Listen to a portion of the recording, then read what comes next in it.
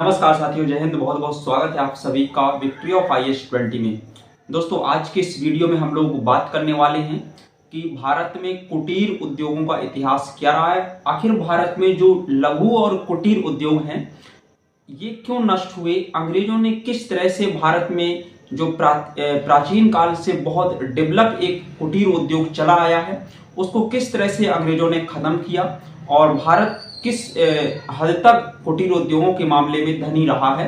इन सारी चीजों पर आज हम इतिहास से लेकर और आधुनिक काल तक और इसके अलावा वर्तमान में क्या क्या प्रयास किए जा रहे हैं, इन सारी चीजों के बारे में हम लोग बात करने वाले हैं। जो लोग UPSC MPPSC मेंस एग्जाम की तैयारी कर रहे हैं उन लोगों के लिए यह लेक्चर बहुत ही ज्यादा प्रभावी रहने वाला है। तो चलिए बात को शुरू करते हैं। देखिए दोस्तों, अगर हम लघु और कुटीर उद्योगों की बात करें तो प्राचीन काल में भी हमारे यहाँ पर इतिहास रहा है।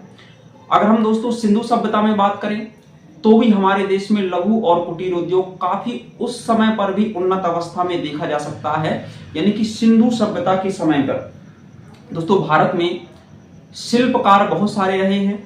चाहे हम सिंधु सभ्यता के और बाद की समय की बात करें, यानी कि हम महाजनपद में देखें तो यहाँ पर शिल्पकला बहुत एक प्राचीन समय पर उन्नत अवस्था में उद्योग देखा जा सकता है।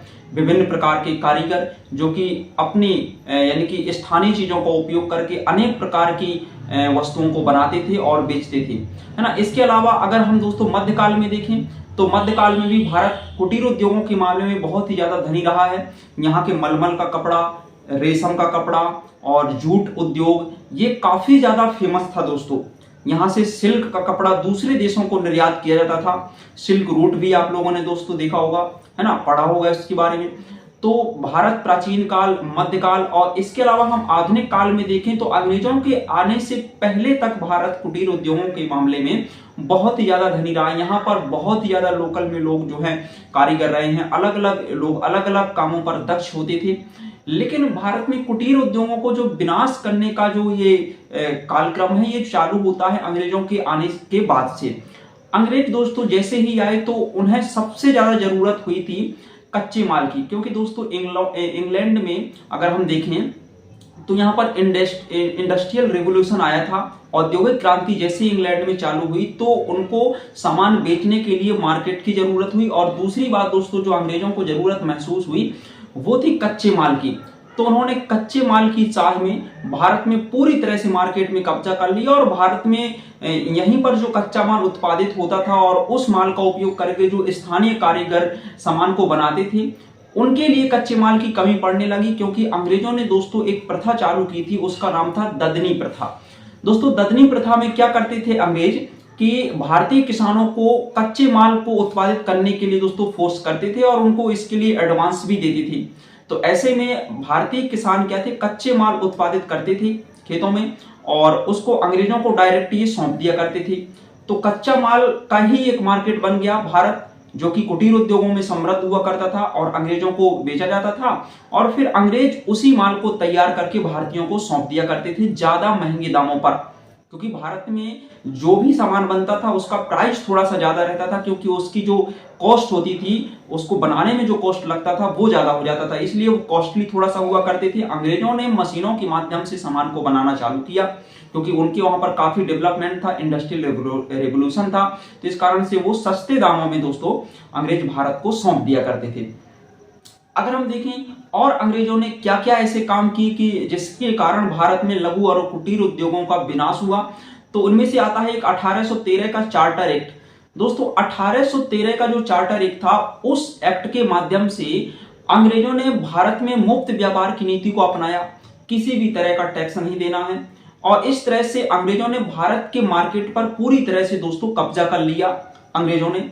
और इसके अलावा अंग्रेज भारत में जबरदस्ती फोर्स करते थे किसानों को कच्चा माल उत्पादित करने के लिए। लेकिन दोस्तों जैसे एग्जांपल के तौर पर नील का उत्पादन, आप देखें यूरोप में डाई का आविष्कार हो चुका था और पहले भारत के किसानों को नील उत्पादित करने के लिए अंग्रेजों ने बाध्य किया। नील उत्पादन के विरुद्ध दोस्तों अंग्रेजों भारतीय किसानों का आंदोलन भी देख सकते हैं, जहां पर महात्मा गांधी जी भी गए थे बिहार में, चंपारण सत्याग्रह जो आप पढ़ते हैं, है ना। तो नील उत्पादन के लिए बहुत ही ज्यादा फोर्स किया गया। और चूंकि आप लोग जानते हैं नील एक ऐसा पौधा था जो किसान अपने खेत में उगाता था, तो उस मिट्टी की उर्वरा क्षमता कम हो जाती थी दोस्तों, उससे कलर बनाया जाता था। तो अंग्रेज शुरू में तो खरीदते थे, लेकिन जैसे जैसे यूरोप में डाई का आविष्कार हुआ, वो भी एक किसानों के लिए बहुत ही ज्यादा उससे नुकसान हो गया, क्योंकि डाई से अब कलर बनने लगे जिससे कपड़ों में रंगाई का काम किया जाता था, है ना। भारत में रंगाई का भी बहुत बड़ा इतिहास रहा है दोस्तों। बहुत ऐसे जुलाहे रहे हैं, आप लोगों ने देखा होगा, सुना होगा, इतिहास में पढ़ा भी होगा। उनका काम ही होता था भारत में रंगाई का काम करना। बहुत साड़ियों में सबसे ज्यादा प्रिंटिंग, रंगाई, है ना, छपाई, ये सारा काम होता था। अंग्रेजों ने इंडस्ट्रियल रिवोल्यूशन ला करके जो है भारत में इन सारे उद्योगों को दोस्तों छीन लिया था। अगर हम दोस्तों बात करें, अंग्रेजों ने भारतीय कपड़ा जो होता था उसके निर्यात पर भी प्रतिबंध लगा दिया, भारतीय उद्योगों पर टैक्स भी बहुत ज्यादा लगाया।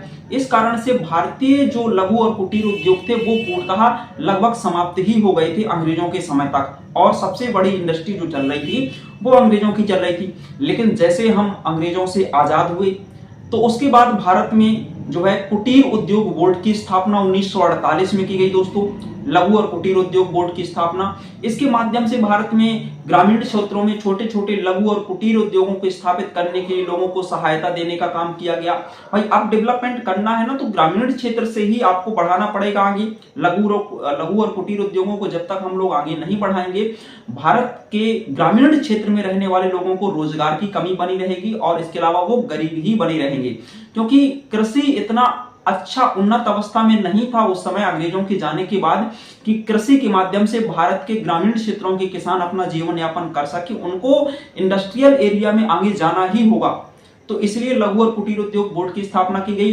किसानों को, वहां के स्थानीय लोगों को, ग्रामीण क्षेत्र की सरकार ने उनको मोटिवेट करना चालू किया, उनको कुछ सब्सिडी भी देना चालू की, जिसके माध्यम से वहां पर लघु और कुटीर उद्योगों का विकास थोड़ा थोड़ा देखा गया। इसके साथ अगर हम दोस्तों देखें तो भारत का जो मित्रों संविधान था, उसके संविधान में जो डीपीएसपी थे उसमें लघु और कुटीर उद्योगों के लिए एक आर्टिकल भी जोड़ा गया था नीति निर्देशक तत्वों में, कि सरकारों का यह एक कर्तव्य होगा आर्टिकल 43 के तहत डीपीएसपी में, कि वो लघु और कुटीर उद्योग पर बल दें, ग्रामीण क्षेत्रों में लघु और कुटीर उद्योगों को स्थापित होने के लिए सहायता करें, उनको लोगों को सहायता राशि दें। ये डीपीएसपी में जोड़ा गया दोस्तों, क्योंकि अगर ये मौलिक अधिकार में जोड़ दिया जाता तो बहुत ही ज्यादा फोर्सेबल हो जाता है, इसलिए डीपीएसपी में रखना ये राज्य का कर्तव्य, यानी कि राज्य की नीति निर्देशक तत्वों के तहत निर्धारित कर दिया गया। इसके अलावा फिर आजाद भारत में बहुत ही सारी ऐसी संस्थाएं बनाई गई जो कि केवल लघु और कुटीर उद्योगों के लिए ही काम करती थी।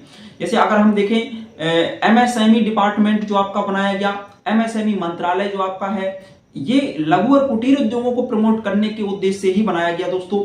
और बहुत सारे ऐसे बैंक बनाए गए दोस्तों, है ना, जैसे आप बात करें small industrial development bank of India, SIDBI की बात करें, है ना, इन सारे बैंकों की स्थापना की गई जो कि लघु और कुटीर उद्योगों के लिए ही ये फाइनेंस करते थे। तो ये सारा दोस्तों क्या है, हमारा प्राचीन काल से लेकर के अभी तक जो हम प्रयास करते जा रहे हैं लघु और कुटीर उद्योगों को विकसित करने के लिए, ये कुछ इतिहास रहा है। महात्मा गांधी ने कहा है कि दोस्तों ग्रामीण क्षेत्रों में लघु और कुटीर उद्योगों को बढ़ावा दिया जाए जिससे कि गांव भी समृद्ध हों। महात्मा गांधी का हमेशा से ही, क्योंकि डीपीएसपी में महात्मा गांधी का ही विचार आर्टिकल 43 में यहाँ पर रखा गया है। महात्मा गांधी का विचार ही रहा है कि पहले गांव डेवलप हो, इसके बाद विकास गांव से शहर की ओर होना चाहिए, ना कि ये ऊपर से नीचे की ओर विकास हो। विकास नीचे से ऊपर की ओर होने पर ये महात्मा गांधी जी ने भी इस पर बल दिया है। तो दोस्तों इन सारी चीजों का आप लोग अवलोकन कर सकते हैं और देख सकते हैं। इनका उपयोग करते हुए एक बहुत ही अच्छा आंसर राइटिंग भी कर सकते हैं। जो लोग एमपीपीएससी या फिर यूपीएससी मेंस एग्जाम की तैयारी कर रहे हैं, भारत में लघु और कुटीर उद्योगों के विकास पर आप नजर डाल सकते हैं। ऐसे अलग अलग तरह से भाषा बना करके सवाल जो है दे दिए जाते हैं। तो इन सारी चीजों को आपको इंक्लूड करना होगा दोस्तों, ताकि इसके माध्यम से क्या हो कि आप एक बेहतर आंसर राइटिंग कर सकें।